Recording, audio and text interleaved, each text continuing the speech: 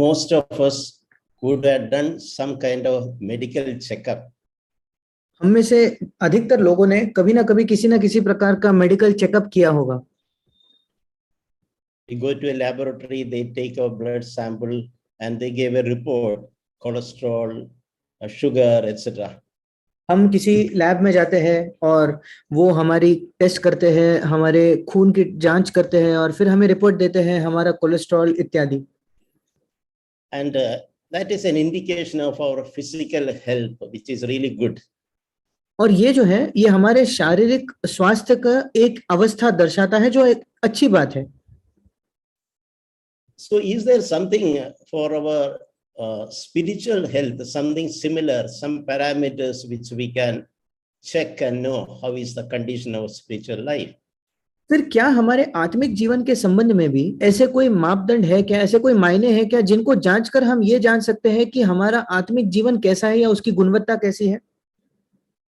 In Matthew chapter 5, when Jesus was talking to his disciples, मत्ती रचित सुसमाचार उसके 5वें अध्याय में जब यीशु मसीह अपने शिष्यों से बात कर रहा था, he taught them some 9 parameters reflecting our spiritual health.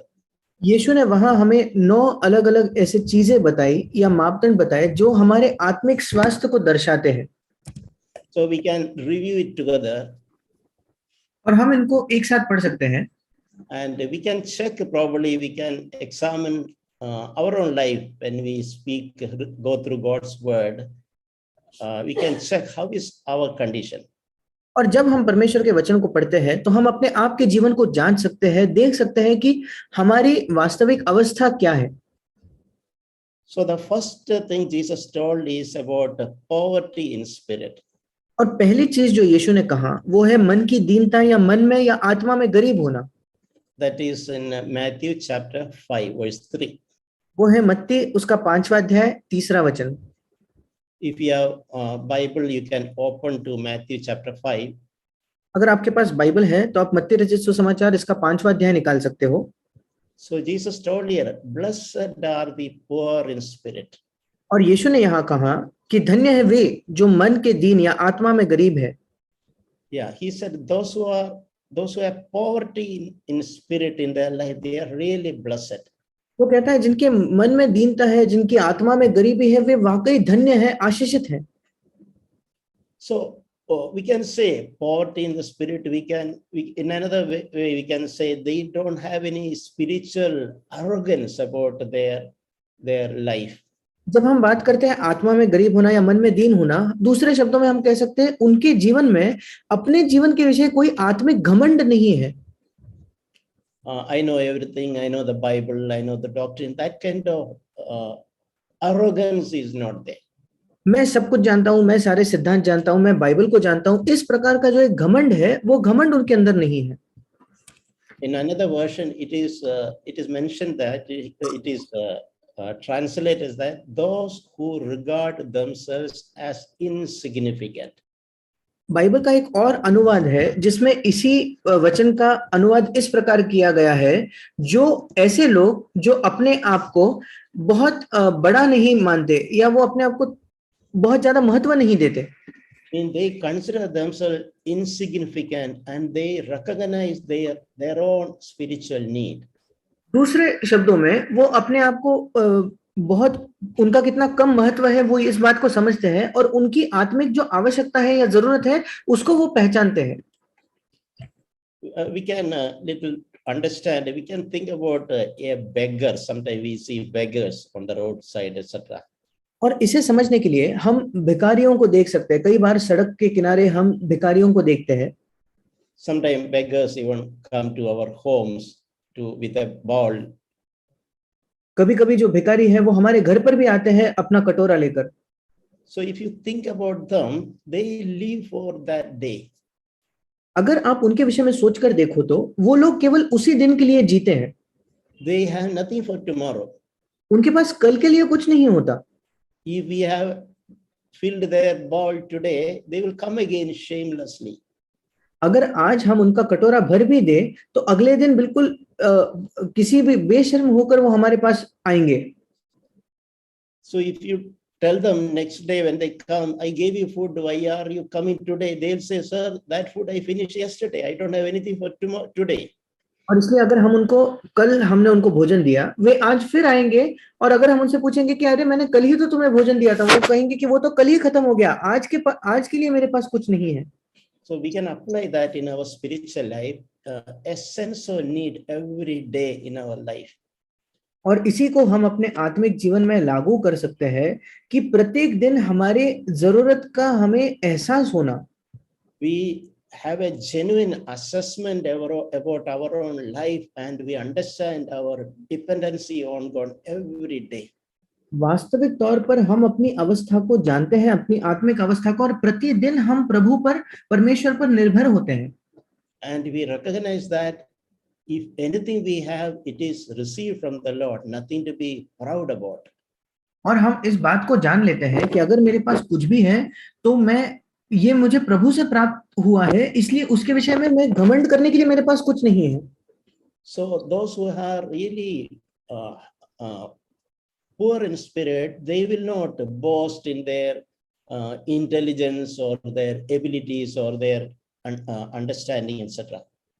और जो वाकई आत्मा में गरीब या मन के दीन है, वे ना तो अपने बुद्धिमानी में या अपने चतुर होने में या अपने समझने में या किसी क्षमता में वो घमंड नहीं करेंगे।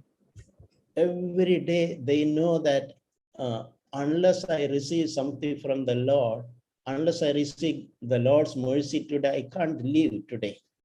प्रतिदिन वे इस बात को जानते हैं कि जब तक कि मैं प्रभु से कुछ प्राप्त ना करूं, जब तक कि प्रभु से मुझे कुछ प्राप्त नहीं होता, तो उस दया के बिना मैं कुछ भी नहीं हूं।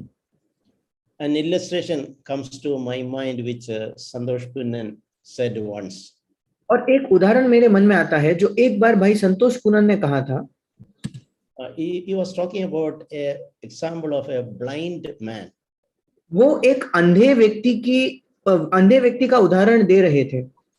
So a blind man, when he gets up every morning, what is he looking for?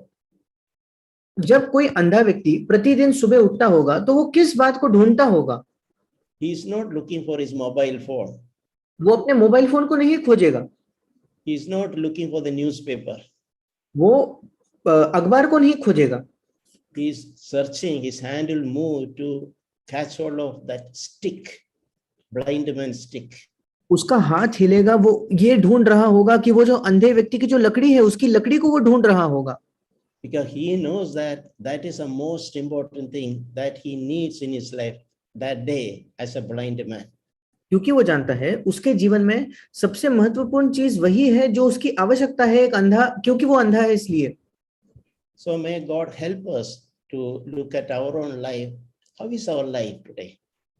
और इसलिए परमेश्वर हमारी सहायता करे कि हम अपने ही जीवन को देखें कि आज हमारा जीवन कैसा है। Is our heart filled with pride and deceit and arrogance? क्या हमारा हृदय घमंड और धोखे से और उस घमंड से भर चुका है क्या? And we feel a kind of self-sufficiency. और हम अपने आप में ही खुद को पर्याप्त समझते हैं क्या? Paul is telling something in Philippians chapter 3 verse 3. पौलुस फिलिपियों की पत्री 3 अध्याय इसके 3 वचन में कुछ कह रहा है। He is talking about I am a true believer, a true worshipper is someone who has no confidence in his flesh. और इस वचन में वो कहता है कि मैं एक सच्चा आराधक हूँ, सच्चा विश्वासी हूँ, अर्थात मैं ऐसा हूँ जिसको अपने शरीर पर कोई भरोसा नहीं है। So we can look at our own life, to what level we depend and we have confidence in our own flesh. और इसलिए हम अपने ही जीवन को जांच कर देख सकते हैं कि किस कदर हम अपने आप पर ही भरोसा रखते हैं, हमें आत्म भरोसा है और हम अपने शरीर पर ही निर्भर है क्या? So like that beggar, if we have a sense of need, every day God can fill us spiritually. उस भिखारी की तरह अगर हमारे पास एक जरूरतमंद होने की एक एहसास है तो प्रत्येक दिन परमेश्वर हमें आत्मिक तौर पर भर सकता है। Jesus told another thing in verse 4, Matthew 5 verse 4. और यीशु ने एक और बात कही, मत्ती रचित सुसमाचार 5वां अध्याय 4वां वचन, उसमें He used the word morning. उसने वहां शोक करने का शब्द इस्तेमाल किया। And blessed are those who mourn. और वहां लिखा है, धन्य है वे जो शोक करते हैं। And he concluded that they will be comforted. और उसने उसके अंत में कहा, क्योंकि वे शांति पाएंगे। इंग्लिश में लिखा है कि उनका सांत्वन किया जाएगा। So mourning doesn't mean that having self-pity about our condition. और शोक करने का मतलब ये नहीं है कि हम अपनी अवस्था पर तरस खाए, खुद पर तरस खाए। It's not about something which we don't have, which others have, and we feel pity and we feel inferior. That is not mourning. और शोक करने का मतलब ये नहीं है कि हम दूसरों के साथ तुलना करते हैं, उनके पास कुछ है, मेरे पास कुछ नहीं है, उसको उसका बुरा मानकर हम खुद पर तरस खाते हैं। Can we imagine Jesus ever having self-pity about something happened? He passed through many hardship and difficulties at the hands of others. क्या हम कभी कल्पना कर सकते हैं कि यीशु मसीह ने कभी खुद पर तरस खाया होगा जब उसने कई कठिनाइयों का सामना किया, दूसरों से उसने इतने समस्याओं को झेला? He never ever had any self-pity.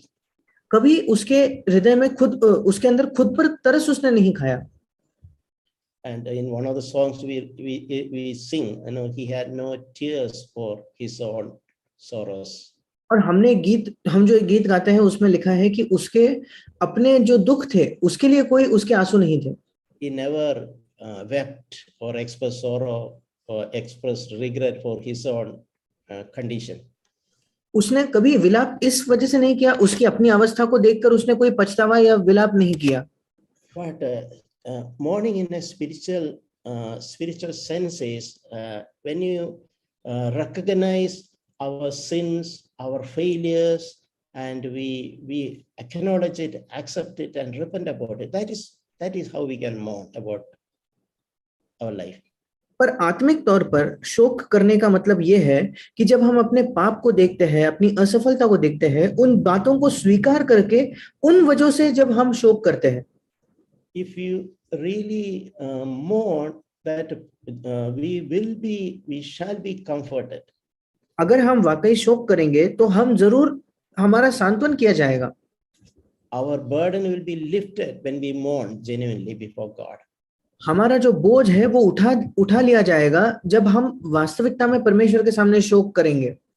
I remember a period in my own life when in the younger years in my life. मुझे याद है मेरे जीवन में एक ऐसा समय था जब मैं जवान था, उन वर्षों में।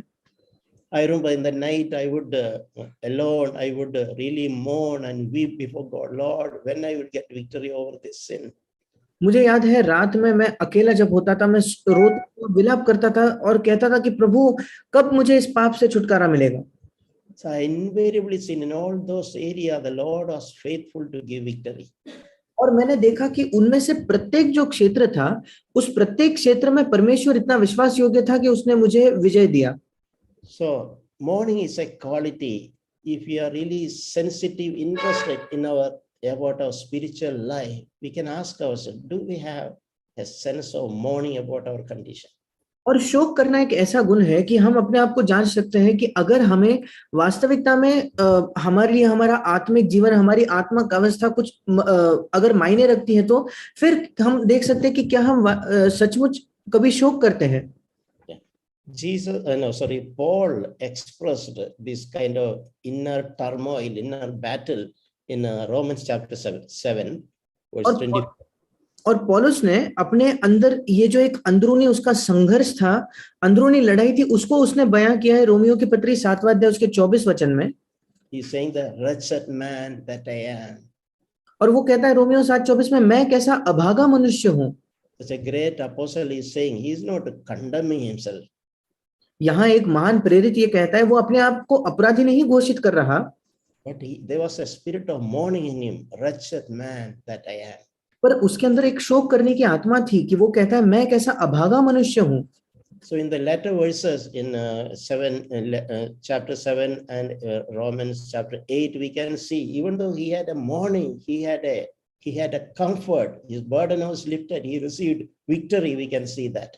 और इसके आगे वाले वचनों में और रोमियो 8वें अध्याय के वचनों में हम देखते हैं कि यद्यपि उसके हृदय में ये शोक था, पर उसको उसका सांत्वन हुआ, उसको इसी क्षेत्र में विजय भी मिला। At least sometimes have you thought about our wretchedness? How what a wretched husband I am, what a wretched daddy I am. क्या कभी भी हमारे जीवन में हमने ये सोचा है कि मैं कैसा अभागा पति हूं या मैं कैसा अभागा पिता हूं? Genuinely understanding where we fail and where we recognizing and repenting. वास्तविकता में ये पहचानते हुए या ये देखते हुए कि मैं कहाँ असफल हो रहा हूं और उसको देखकर वहां मन फिराना। And the result is that burden lifted, that comfort comes. और उसका परिणाम ये होता है कि वो बोझ उठ जाता है, वो सांत्वना हमें प्राप्त होता है।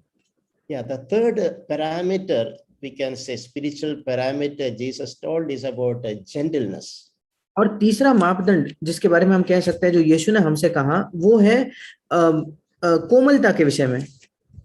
That is in Matthew 5 verse 5. वो है मत्ती 5 उसके 5वें वचन में। Blessed are the gentle. और हिंदी में लिखा है धन्य है वे जो नम्र है, इंग्लिश में है धन्य है वे जो कोमल है। And they shall inherit the earth. जो कोमल है, जो सौम्य है, और वे पृथ्वी के अधिकारी होंगे।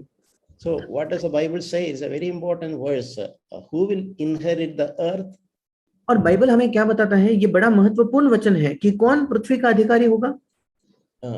Those who are gentle. जो कोमल है, सौम्य है। Gentle we can say humble or meek or kind hearted. और उसी के लिए हम कह सकते हैं सौम्य होना या कोमल होने का मतलब है नम्र होना, दीन होना या एक भला हृदय रखना। This is, we can say, the opposite of a quarreling spirit. और हम कह सकते हैं कि ये बिल्कुल विपरीत है एक झगड़े करने वाली आत्मा से।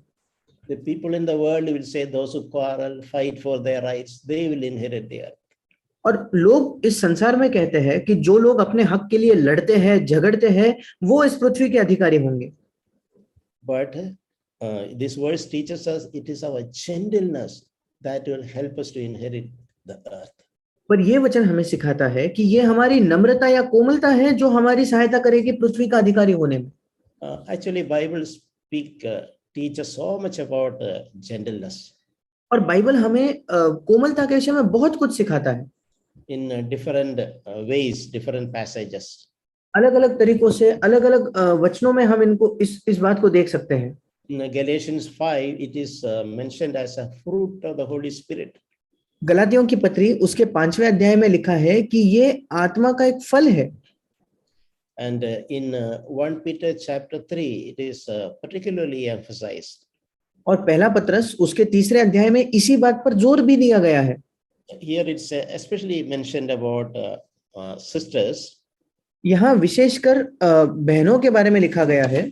The home environment. और घर के वातावरण के विषय में। It applies equally to brothers also. और ये भाइयों पर भी उतना ही लागू होता है। So it says that 1 Peter chapter 3 verse 4. पहला पत्रस 3रा अध्याय उसका 4था वचन। It speaks about what is a kind of, what does really beauty means. और वहां लिखा है कि वास्तविकता में सुंदरता इसका मतलब क्या है? So that previous verse it says that we should not our beauty should not be just external, wearing of fancy dress, etc. और इसके पहले वाला वचन के हमें बताता है कि हमारी जो सुंदरता है वो केवल बाहरी नहीं होनी चाहिए, जहां हम बस अच्छे अच्छे कपड़े पहनते हैं वो बाहरी नहीं होना चाहिए। So it's good that we are distracted and we limit our beauty to that external wearing of nice dress. Sorry uncle, I didn't understand. No, it is good that we are not distracted and focus our attention only on our external beauty. और ये अच्छा होगा कि अगर हम विचलित ना हो, हमारा ध्यान ना भटके कि केवल हम अपने बाहरी सुंदरता पर ही ध्यान लगाए हुए हैं। For example, as it clearly says, by wearing fancy dresses and attracting others' attention. जैसे यहाँ साफ साफ लिखा है कि हमारे भांति भांति के कपड़े पहनना और दूसरों का आकर्षण हम प्राप्त करने की कोशिश करना। But the actual beauty should be, it's written, let it be the hidden person of your heart. वहां लिखा है तुम्हारा वास्तविक जो सुंदरता है वो तुम्हारा छिपा हुआ और गुप्त मनुष्यत्व हो, Yeah, with the imperishable quality of a gentle and quiet spirit. नम्रता और मन की दीनता या नम्रता और कोमलता की अविनाशी सजावट से सुसज्जित रहे। See how beautifully it is expressed there. देखिए कितनी सुंदरता से यहाँ ये वचन कहता है। So how much more we should focus on our that hidden person of the heart with that imperishable quality of a gentle and quiet spirit. कितना ज्यादा हमें अपने गुप्त मनुष्यत्व पर ध्यान देना चाहिए, हमारे हृदय पर ध्यान देना चाहिए, वो नम्र और जो कोमल आत्मा है जो एक अविनाशी सजावट है, उसे उस पर हमें ध्यान देना है। And it is also mentioned, it is precious in the sight of God. और उसी के बारे में आगे लिखा है कि क्योंकि परमेश्वर की दृष्टि में इसका मूल्य बड़ा है। So if God is interested in our inner beauty, that is where we should primarily focus. परमेश्वर को हमारे अंदरूनी सुंदरता में दिलचस्पी है और इसलिए प्राथमिक तौर पर हमारा ध्यान वहां लगा होना चाहिए। That is our real beauty. ये हमारी सच्ची सुंदरता है। In the Old Testament, there is one place about Abraham, when Abraham and his and Lot, his servants had a struggle. और पुराने नियम में एक उदाहरण, एक घटना को हम देखते हैं जहां अब्राहम के सेवक और लूत के जो सेवक थे उनके बीच में थोड़ा संघर्ष हुआ।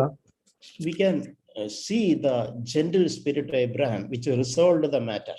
और अब्राहम के उस कोमल आत्मा को हम वहां देख पाते हैं जिसके द्वारा वो जो समस्या थी वो सुलझ गई। Instead of picking up a quarrel, which easily was possible with Lot, इसके बजाय कि वो वहां झगड़ा कर ले, जो बहुत आसानी से वो लूत के साथ कर सकता था, he expressed his gentleness. उसने कोमलता को प्रकट किया। He told that let there be no strife between you and me. और अब्राहम ने कहा कि तेरे मेरे बीच में कोई संघर्ष ना हो, because we are brothers. क्योंकि हम तो भाई हैं। And he also added, Lord, if you are going to, you can choose. If you want to go to left, I will go to right. और उसने लूत से ये भी कहा कि लूत, अगर तू चुनना चाहता है तो तू चुन ले, अगर तू बाएं जाएगा तो मैं दाहिनी ओर जाऊंगा। And if you prefer to go to the right, you please go. I will go to the left. और यदि तू दाहिनी ओर जाए तो मैं बाईं ओर जाऊंगा।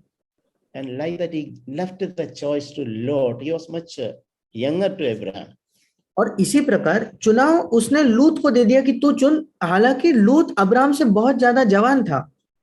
You know, we can see, if you get time, if you can read that passage, God was so delighted when God observed how Abraham dealt with that situation. जब आपको समय मिले तो आप इस अध्याय को पढ़कर देखना कि परमेश्वर कितना खुश हुआ जब उसने देखा कि अब्राहम ने इस परिस्थिति से कैसे निपटा। When Lot looked at and saw all those good things, and he chose the area of Sodom. लूत ने तो अपनी आंखों से अच्छी जगह को देखकर उस अच्छी जगह को चुन ली जो सोदोम था। And after Lot left, God appeared to Abraham. और जब लूत वहां से चले गया तब परमेश्वर अब्राहम को प्रकट हुआ। And God made the choice to Abraham. और फिर अब्राहम के लिए परमेश्वर ने चुनाव किया। Lot made his own choice, but in the case of Abraham, it was God who made choice for him. लूत के बारे में तो उसने खुद अपने लिए कुछ चुन लिया था, पर अब्राहम के विषय में परमेश्वर ने उसके लिए कुछ चुना। It is a wonderful thing to have a spirit of gentleness instead of having a quarrelsome spirit. ये एक अद्भुत चीज है अगर हमारे अंदर सौम्यता, कोमलता की आत्मा हो, इसके बजाय एक झगड़ालू आत्मा होने के। Leaving the choice to others if required. और चुनाव अगर हमें दूसरों को देना पड़े तो भी ठीक है। Giving up our rights. अपने हक, अपने अधिकारों को छोड़ देना। God is watching how is our behavior in dealing with others. परमेश्वर ये देख रहा है कि दूसरों के साथ जब हम बर्ताव करते हैं तो दूसरों के साथ हमारे चाल चलन में हमारा बर्ताव कैसा है। You know, this quality of gentleness, Jesus also in another place Jesus told, learn this from me. और इस कोमलता के गुण के विषय में ही यीशु ने एक और जगह ये भी कहा कि इस कोमलता को मुझसे सीखो। That is in Matthew 11:29. Take my yoke upon you and learn from me. और वो है मत्ती 11:29 में कि मेरा जुआ अपने ऊपर उठा लो और मुझसे सीखो। For I am gentle and humble in heart. क्योंकि मैं नम्र और मन में दीन हूँ। Even today, the Lord is asking us to learn from him this most important thing, the humility and a gentle spirit. और आज भी प्रभु हमसे कहता है कि ये सबसे महत्वपूर्ण जो चीज है हम प्रभु से ही सीखे, जो है नम्रता और कोमलता। So what did Jesus say? Blessed are those who are gentle, they shall inherit the earth. और यीशु ने क्या कहा? धन्य है वे जो नम्र या कोमल है, क्योंकि वे पृथ्वी के अधिकारी होंगे। Yeah. The fourth thing is about hungering and thirsting for righteousness. चौथी बात है धर्म, धार्मिकता और के भूखे और प्यासे होना। That is in verse 6, Matthew 5:6. वो मत्ती 5वें अध्याय के 6ठे वचन में है। Blessed are those who hunger and thirst for righteousness, धन्य है वे जो धार्मिकता के भूखे और प्यासे हैं, and they shall be satisfied. क्योंकि वे तृप्त किए जाएंगे। We know for anything to receive from the Lord, a hunger and thirst is a basic requirement. हम जानते हैं प्रभु से प्राप्त करने के लिए, प्रभु से कुछ भी प्राप्त करने के लिए भूख और प्यास रखना ये बिल्कुल प्राथमिक आवश्यकता है। If you are very sloppy and okay, that attitude, indifferent attitude, we cannot receive anything good. अगर हम बहुत सहज है, लापरवाही का हमारा रवैया है, तो फिर हम परमेश्वर से कुछ अच्छा प्राप्त नहीं कर सकते। In one place we read, God is a rewarder of those who diligently seek him. हम एक जगह पढ़ते हैं कि जो बड़े मेहनत से प्रभु को खोजते हैं, उनको प्रतिफल देने वाला वो परमेश्वर है। And Jesus also told in the context of receiving Holy Spirit, fullness of the Holy Spirit. और पवित्र आत्मा की भरपूरी प्राप्त करने के संदर्भ में भी यीशु ने यह कहा था, If anyone is thirsty, let him come to me and drink. अगर कोई प्यासा हो तो वो मेरे पास आए और पिए। So a quality to receive Holy Spirit is not holiness, it is thirst. और पवित्र आत्मा को प्राप्त करने के लिए जो गुण हमारे पास होना चाहिए वो ये नहीं कि हम पवित्र हो, बल्कि हम प्यासे हो। So it's we need to learn to develop this hunger and thirst for righteousness. और हमें ये सीखने की आवश्यकता है कि धार्मिकता की भूख और प्यास हमारे अंदर हो और हम वो उसके विकसित करें। A sincere desire, strong desire to pursue righteousness, God's righteousness in our lives. एक बहुत ईमानदार इच्छा हो हमारे अंदर कि परमेश्वर की जो धार्मिकता है उसे हम अपने जीवन में खोजें। The fifth quality is about mercy. और पांचवी चीज जो लिखी है वो है दया के विषय में। We read that in Matthew 5:7. मत्ती 5:7 में हम इसे पढ़ते हैं। Blessed are the merciful, they shall receive mercy. धन्य है वे जो दयावंत है, क्योंकि उन पर दया की जाएगी। You know, we all would expect, and we all, I'm sure, we all want mercy from God and even mercy from others. हम सब अपेक्षा करते हैं और ये चाहत रखते हैं कि हम परमेश्वर भी हम पर दया करे और दूसरे लोग भी हम पर दया करें। We don't like anyone to deal with us in a harsh, hard way. हम बिल्कुल नहीं चाहते कि कोई हमसे बड़ी कठोरता से या सख्ती से पेश आए। We don't want even God also to deal with us harshly. हम ये भी नहीं चाहते कि परमेश्वर कठोरता से हमसे बर्ताव करे। So if you really want to receive mercy from God, we have to be merciful to others. और इसलिए अगर हम सच्चाई में परमेश्वर से दया प्राप्त करना चाहते हैं तो हमें दूसरों पर दया करनी होगी। It's an extremely important quality or an attitude which would nurture and grow in our practical lives. ये बहुत ही महत्वपूर्ण गुण है जिसको हमें संजोए रखना है और हमारे जीवन में इसको विकसित करना है। Now we can think, for example, we had to be merciful to our children. हम सोच सकते हैं उदाहरण के तौर पर हमें अपने बच्चों के प्रति दयावंत होना है। We have to be merciful to one another, husband and wife. हम जो पति पत्नी हैं हमें एक दूसरे पर दया करनी है। We all are imperfect people. We all can make mistakes. हम सब असिद्ध लोग हैं, हम गलतियां कर सकते हैं। So we have to give space for others. We have to be merciful. और हमें दूसरों के लिए जगह बनानी है, हमें दूसरों पर दया करनी है। If you are dealing with the elderly people like parents and in-laws, we have to be merciful to them. अगर आप वृद्ध लोगों के साथ बर्ताव कर रहे हो जैसे आपके माता पिता या आपके सास ससुर, तो हमें उन पर दयावंत होना है, Yeah, they may be weak, they may not have the capacity like we have. क्योंकि वे निर्बल है और उनके पास वो क्षमता नहीं है जो हमारे पास है। And if we have servants who work at home, we need to learn to be merciful to them. और अगर हमारे घर में सेवक है जो काम करते हैं, तो हमें सीखना है कि हम उन पर दया करें। So look at our own life. If you just silently look at how are we? Are we hard? Are we mostly we are dealing with others in a harsh, hard way, or our heart is really tender and we are merciful to others? और इसलिए हम अपने आप को ही जांच कर देख सकते हैं कि हमारा जब बात दूसरों की होती है, तो क्या हम निरंतर कठोरता से या सख्ती से उनके साथ पेश आते हैं? क्या दूसरों के प्रति हमारा जो हृदय है वो कोमल है, और वो कोमल है क्या? And we know it is God's character is about God is mentioned that God is rich in mercy. और हम जानते हैं कि ये परमेश्वर का चरित्र है। परमेश्वर के बारे में लिखा है कि वो दया में, इंग्लिश में लिखा है वो दया में अमीर है। Yeah, that is in Ephesians 2:4. वो है इफिसियों की पत्री 2 अध्याय उसके 4 वचन में। What a wonderful thing it is being rich in mercy. क्या ही अद्भुत वर्णन है, क्या ही अद्भुत चीज है जो लिखा है कि वो दया का धनी है।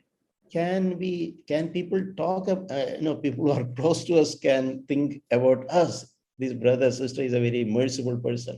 क्या जो लोग हमारे आसपास है, क्या वो कभी सोच सकते हैं हमारे विषय में कि ये भाई ये बहन बहुत ही दयावंत व्यक्ति है?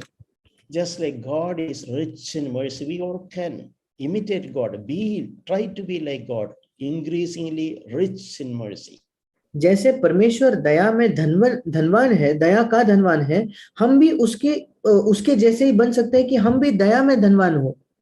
See, if you are merciful, we will not desire to revenge others.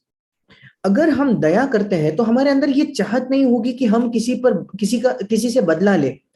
See, somebody told us something, we keep on remembering and waiting for an opportunity to do some revenge. किसी ने हमसे कुछ कह दिया तो हम इंतजार करते हैं एक मौके का कि कब हम उससे बदला ले सके। There's a verse in James chapter 2 verse 13. It says, याकूब की पत्री 2 अध्याय 13वां वचन, ऐसा वहां ये लिखा है। It's a very serious verse. It says that judgment will be merciless to the one who has shown no mercy. बहुत ही गंभीर वचन है जो कहता है, क्योंकि जिसने दया नहीं की उसका न्याय बिना दया के होगा। Yeah. Do we have a habit of showing mercy to others? क्या हमारे पास ये आदत है कि हम लोगों को दया दिखाते हैं? That verse also says mercy triumphs over judgment. और वही वचन अंतिम भाग कहता है दया न्याय पर जयवंत होती है। Yeah. A sixth thought is about purity in heart. और छठवीं बात जो है वो है मन में शुद्ध होना। We are talking about our spiritual health. हम अपने आत्मिक स्वास्थ्य की बात कर रहे हैं। So purity in heart is a parameter. और मन की शुद्धता जो है ये एक प्रकार का मापदंड है। You may be remembering that old example like cholesterol or thyroid or something. और आपको वो उदाहरण याद होगा कि हमारा कोलेस्ट्रॉल क्या है, हमारा थायराइड कितना है, बिल्कुल वैसा। So in our spiritual life, purity, those who are pure in heart, it's written, they shall see God. और हमारे आत्मिक जीवन के विषय में लिखा है, जो मन के शुद्ध है, जो मन में शुद्ध है वो परमेश्वर को देखेंगे। A wonderful example to understand, we can see the life of Joseph. और इसको देखने के लिए एक अद्भुत उदाहरण हम देख सकते हैं, वो है यूसुफ का जीवन। And his own brothers did so much evil to him. जब उसके अपने भाइयों ने उसके विरुद्ध ऐसी दुष्टता, ऐसी बुराई की थी, and years after years he passed through many bitter experiences. और साल प्रति साल कई कड़वे अनुभवों से वो गया। But at the end, in the middle of all those, he is seeing God in all those situations. पर इन सबके बीच में वो हर एक परिस्थिति में परमेश्वर को देखता है। He could say his own mouth and out of his conviction, even though brothers did evil to him, even that evil, God converted it to good. और वो अपने शब्दों से ये कह रहा है कि यद्यपि मेरे सारे भाई जो है वो बुराई या दुष्टता चाहते थे, पर परमेश्वर ने उसी को भलाई में बदल दिया। Means he had a pure heart. He could see God in every situation. इसका मतलब उसका मन शुद्ध था, वो प्रत्येक परिस्थिति में परमेश्वर को देख सकता था। So if our heart is not pure, we'll always find fault with others. इसलिए अगर हमारा मन शुद्ध नहीं है तो हम हमेशा दूसरों में दोष ही ढूंढते रहेंगे। But if our heart is pure, we can see God using all those, even the bad thing done by others. पर अगर हमारा हृदय शुद्ध है तो हम परमेश्वर ही को देखेंगे उन चीजों में भी जब लोगों ने हमारे प्रति कोई बुराई की है। Yeah, the seventh parameter is peacemakers. और सातवां मापदंड है जो शांति या मेल कराने वाले हैं। Verse 9, blessed are the peacemakers, for they shall be called sons of God. मत्ती 5:9, धन्य है वे जो मेल कराने वाले हैं, क्योंकि वे परमेश्वर के पुत्र कहलाएंगे। So if you reverse it, who are the sons of God, sons and daughters of God? और अगर हम इसको उल्टा करके ये सवाल पूछे तो परमेश्वर के पुत्र और पुत्रियां कौन है? They are the peacemakers. ये वो है जो मेल कराने वाले हैं। And it be said about each one of us that we are peacemakers.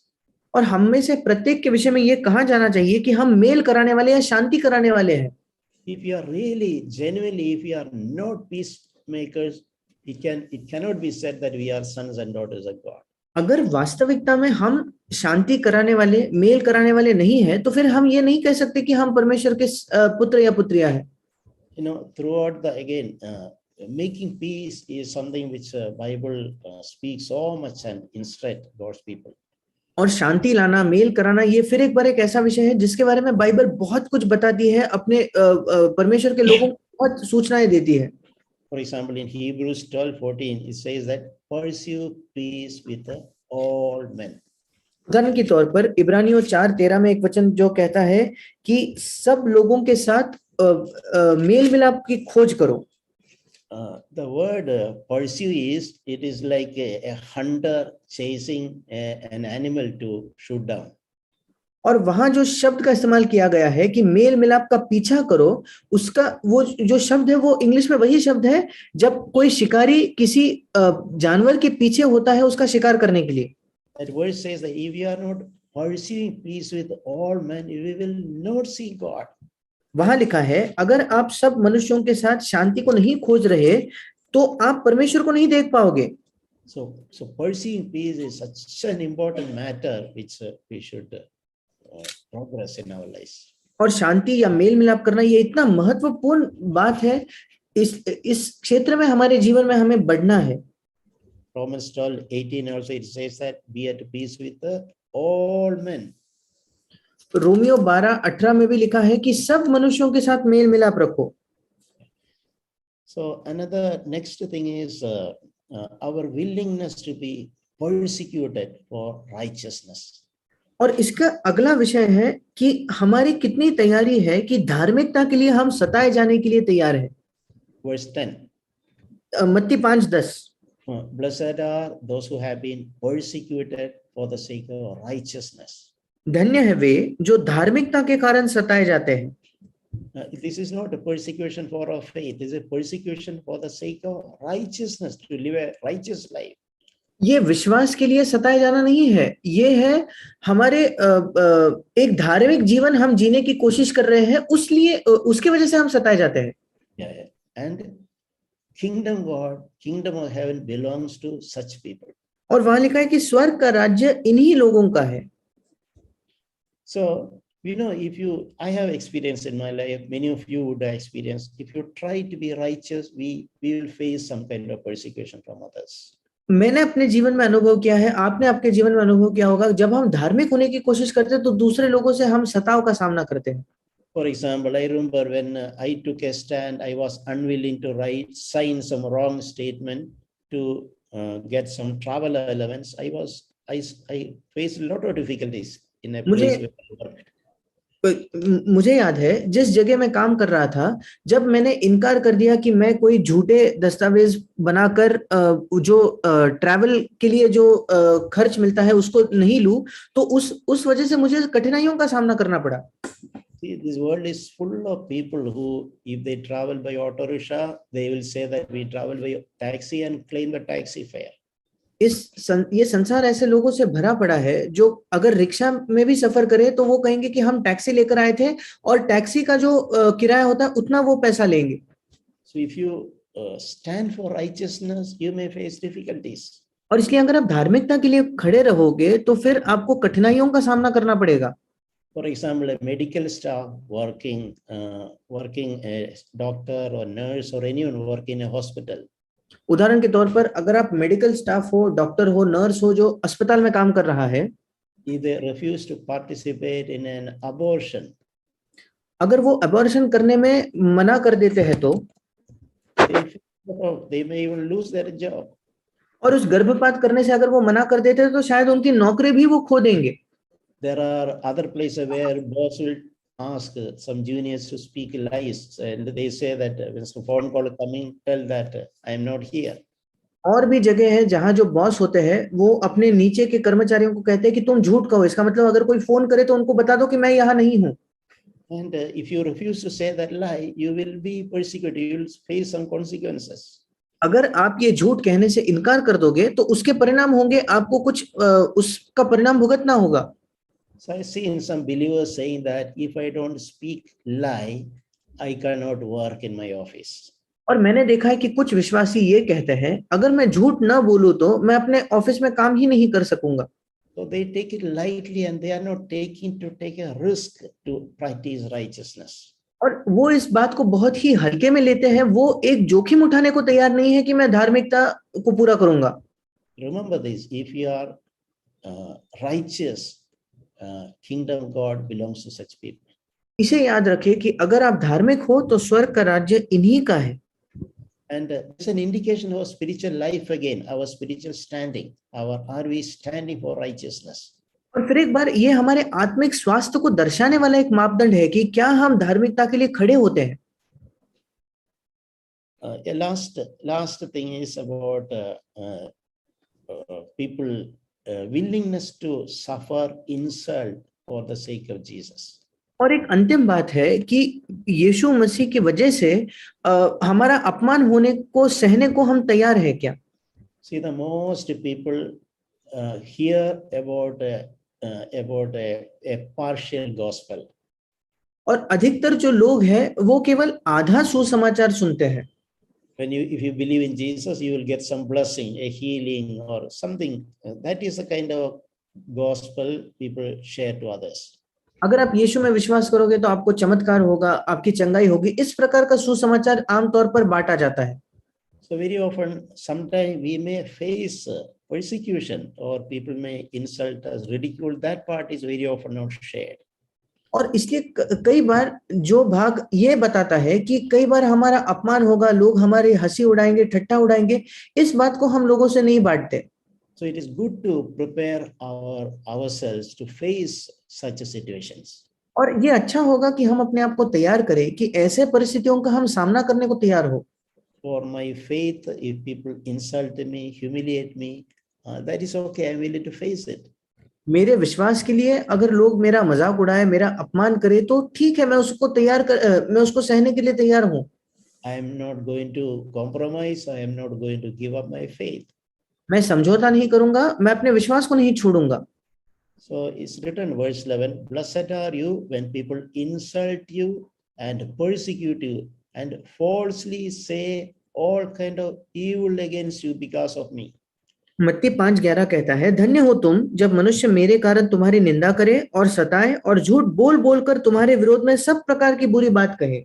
See that one thing, people talking evil lies about us, how we can take it? और देखिए वहां कैसे लिखा है कि जब लोग हमें सताते हैं, निंदा करते हैं या हमारे विषय में झूठ बोलते हैं तो हमें क्या करना है. You are not done anything wrong, but because they know that you are a believer, you are a disciple of Jesus, so they spread lies which is not true. आपने कुछ गलत नहीं किया है, पर क्योंकि वो जानते हैं कि आप विश्वासी हो, आप यीशु के शिष्य हो, इसलिए वे आपके विषय में ऐसे झूठ फैलाते हैं जो सच नहीं है. So Jesus said, blessed are you if you are suffering such insult in my name. और यीशु कहता है, धन्य हो तुम अगर मेरे नाम से इस प्रकार का अपमान तुम सहते हो तो। In Acts of the Apostle, one place it is mentioned that when apostles were humiliated, they went away from them.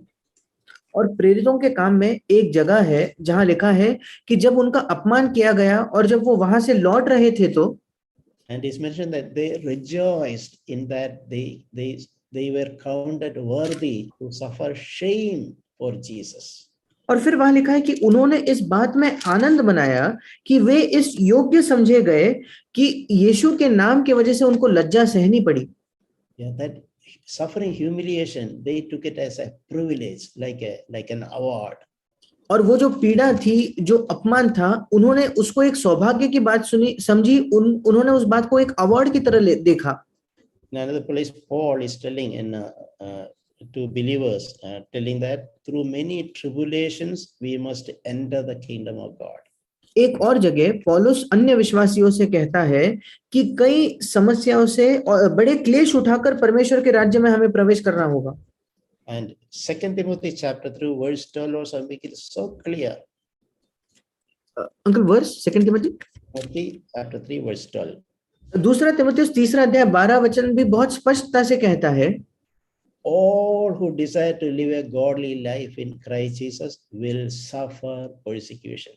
पर जितने मसीह यीशु में भक्ति के साथ जीवन बिताना चाहते हैं वे सब सताए जाएंगे। If you are sincere, if you really want to follow Jesus, some way or the other, we will suffer persecution, humiliation. अगर आप ईमानदार हो, अगर आप वाकई में यीशु मसीह का पीछा या अनुसरण करना चाहते हो, तो हम किसी ना किसी तरीके से अपमान और सताव का सामना करेंगे। And how we take that humiliation is an indication of our spiritual life. और उस अपमान को हम कैसे लेते हैं, ये हमारी आत्मिक अवस्था को या आत्मिक स्वास्थ्य को दिखाता है। Yeah, we can desire, just like apostle took it. I rejoice in that I counted worthy to suffer shame for Jesus. हम चाहत रख सकते हैं कि जैसे प्रेरितों की आत्मा थी वैसे ही हमारी भी आत्मा हो और हम कहे कि हम आनंद मना सकते हैं कि हम इस योग्य समझे गए कि यीशु मसीह के नाम की वजह से हमारा अपमान हो। So what are these 9 health check parameters we discussed? और ये आत्मिक स्वास्थ्य का जो मापदंड है, जो ये 9 अलग-अलग मापदंड है, ये कौन से हैं? One is poverty in the spirit. एक है आत्मा की गरीबी, अमन की दीनता। Second thing is spirit of mourning. दूसरा है एक शोक करने की आत्मा। And third is gentleness. तीसरा है कोमलता या नम्रता। And fourth is a hunger and thirst for righteousness. चौथा है धार्मिकता की भूख और प्यास। And fifth one is being merciful to others. पांचवा है दूसरों पर दयावंत होना। And sixth is purity in heart. और छठा है मन की शुद्धता। And seventh one is being a peacemaker. और सातवां है मेल कराने वाला होना, शांति लाने वाला होना। And the eighth one is willingness to be persecuted for righteousness. और आठवां है धार्मिकता के कारण सताए जाने की चाहत रखना, इच्छा रखना। And the last one is we rejoice and welcome when we get opportunity to suffer shame for Jesus' name. और अंतिम चीज ये है कि हम आनंद मनाते हैं और हम इसका स्वागत करते हैं जब हमें एक ऐसा मौका मिलता है कि यीशु मसीह के नाम की वजह से हमें लज्जा उठानी पड़े। May God bless us and refresh us and our life become vibrant in all these areas. परमेश्वर हमें आशीष दे, हमें तरोताजा करे कि इन सारे क्षेत्रों में हमारा जीवन जो है वो अद्भुत बन जाए। And we all grow spiritually strong and really healthy.